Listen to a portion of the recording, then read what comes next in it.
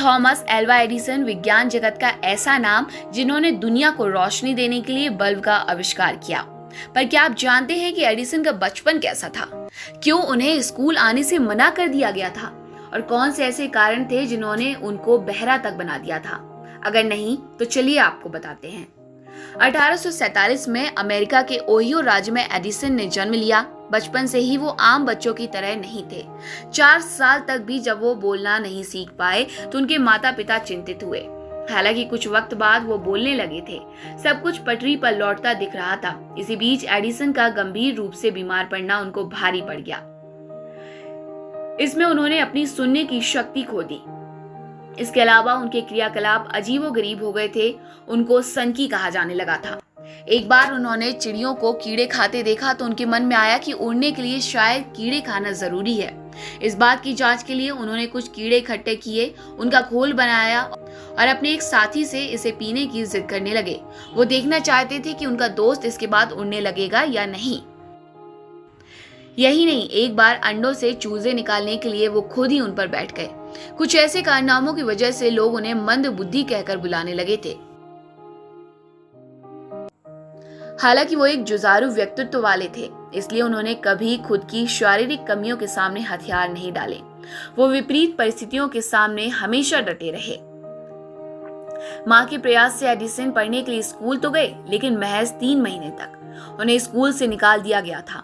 आर्थिक स्थिति अच्छी न होने के कारण वो ना तो टाइम से फीस दे पा रहे थे, ना ही वो यूनिफॉर्म बनवा पा रहे थे। उनके साथ स्कूल में बुरा व्यवहार किया गया और बाहर का रास्ता दिखा दिया गया। वो इस बात से बहुत भावुक थे। घर लौटकर उन्होंने मां को पूरा किस्सा बताया। मां ने उन्हें पहले गले से लगाते हुए कहा, बेटा कल तुम उनसे जाकर कहना कि कुछ और वक्त की मोहलत दे दें। मैं तुम्हारी फीस और यूनिफॉर्म दोनों का इंतजाम कर दूंगी। अभी थोड़ी तंगी चल रही है। एडिसन ने जवाब दिया, मां मैं उन्हें बता चुका हूँ, लेकिन वो मानने को तैयार नहीं है। मेरा नाम अब हमेशा के लिए काट दिया गया है। बिना पैसे वहां जाने का कोई मतलब नहीं।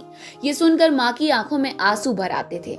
वो एडिसन से कहती, कोई बात नहीं, मैं तुम्हारे लिए घर में ही स्कूल बना दूंगी। मां ने जल्द अपना कहा पूरा किया। उन्होंने घर पर ही एडिसन की पढ़ाई के सारे इंतजाम कर दिए। एडिसन के लिए अब घर में ही विद्यालय था और मां ही उनकी गुरु। मां के मार्गदर्शन में उन्होंने परीक्षाओं के लिए आवेदन किए और पास होते चले गए। एडिसन को बचपन से ही पाठ्यक्रम की पुस्तकों के अलावा कई अन्य किताबें पढ़ने का शौक था। वो अक्सर विज्ञान से जुड़ी हुई किताबें पढ़ते रहते थे। इन्हीं किताबों से उन्हें अपनी प्रयोगशाला स्थापित करने के लिए प्रेरणा मिली।